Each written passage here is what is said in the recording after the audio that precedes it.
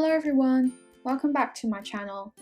I'm a huge coffee fan and my day just doesn't feel right without coffee. So today, we're going to explore whether caffeine can protect us from Alzheimer's disease. First, let me tell you a bit about Alzheimer's disease. Alzheimer's is a progressive neurodegenerative disease that leads to cognitive, behavioral, and memory impairment. It is the most common cause of dementia among older adults, where there is an ongoing decline of brain functioning. It can affect memory, thinking skills, and other mental abilities. Although there are medicines that can help relieve some of the symptoms, there is currently no cure for Alzheimer's. We don't know what exactly causes Alzheimer's either, but scientists think that it is to do with the abnormal buildup of proteins inside and around brain cells, and these are the commonly known pathological features of Alzheimer's. First, there's the plaques, which are deposits of a protein fragment called beta amyloid in spaces between brain cells. Then there's the tangles, which are twisted fibers made up of another protein called tau inside cells. So what does caffeine have to do with this? Over the last decade, there have been a lot of research examining the effect of caffeine in neurodegenerative disorders, such as Alzheimer's disease. Some studies have suggested that caffeine consumption is associated with a lower risk of developing Alzheimer's in both men and women. For instance, a study followed up 1,409 men and women for 21 years, starting from when they were at the age of 50. They found that those who consumed 3 to 5 cups of coffee per day had a 62% lower risk of developing Alzheimer's, compared to those who consumed fewer than 3 cups of coffee per day. Another study was done on around 10,000 men and women over the age of 65, and they observed that coffee consumption was associated with a lower risk of Alzheimer's by 31%. However, these studies are what we call epidemiology studies, meaning that the results are observed as they naturally exist instead of using a mandatory interventional approach. So that means we can't really distinguish between the cause and effects of these outcomes. Interestingly, there were also contradicting results. For instance, in 2015, a meta-analysis combining results from multiple studies showed that there is no association between coffee consumption and the risk of developing Alzheimer's. One thing to consider here is that given the likely differences in the methods across different studies, like variations in caffeine intake, comparison and conclusions might be difficult to reach.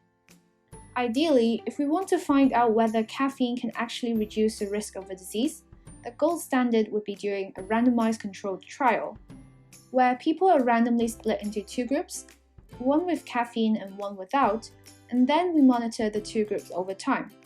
However, this hasn't been done yet, and you can probably imagine why. It would be quite difficult to monitor people to intake a set amount of caffeine every day for years. So how can we understand what's going on? There has been a lot of research using animal models that showed caffeine can improve functional outcomes in Alzheimer's disease. For example, improving memory retention and cognitive performance. There are also studies examining the effect of caffeine on the pathological features of Alzheimer's. For example, a lot of studies using animal models have shown that caffeine can reduce beta amyloid production and increase beta amyloid clearance. In 2019, there was even a study in human on 411 older adults, which was the first study to investigate the association between higher coffee intake and in vivo Alzheimer's pathologies in humans. It was found that compared to lower coffee intakers, those who have a lifetime coffee intake of more than 2 cups per day was significantly associated with lower beta amyloid positivity. The caveat here is that, other than caffeine, there are also hundreds of bioactive compounds in coffee. So we can't really be sure whether a single ingredient in coffee is effective against beta amyloid pathology. In fact, there have been studies suggesting that other coffee compounds have a protective role as well, which you can read more about using the links in the description.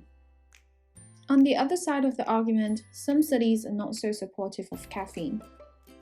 In this paper, researchers used Alzheimer's disease mouse models, and they basically gave these mice caffeine in water and compared them to mice that had just water for a few months. The results showed that caffeine did have some beneficial effects in learning and memory, but it worsened the behavioral and psychological symptoms, including neophobia and other anxieties-like behaviors. So the authors actually stated that this raises concern for recommending caffeine to patients with Alzheimer's. To conclude, can caffeine actually protect us from Alzheimer's disease? Well, after seeing all these studies, we have to keep in mind that animal models are not perfect. There are equivocal results from both animal and human studies, and caffeine isn't the only ingredient in coffee, so we can't really say caffeine does protect us from Alzheimer's for sure. As a coffee lover myself, I have to say I kind of wish there was more evidence for this. In the future though, if there are more studies showing the underlying mechanisms of caffeine in neurodegenerative diseases, and even clinical studies investigating how efficacious it is in protecting against Alzheimer's, hopefully we'll be able to answer that question and even find a more effective treatment. So that's the end of my video today.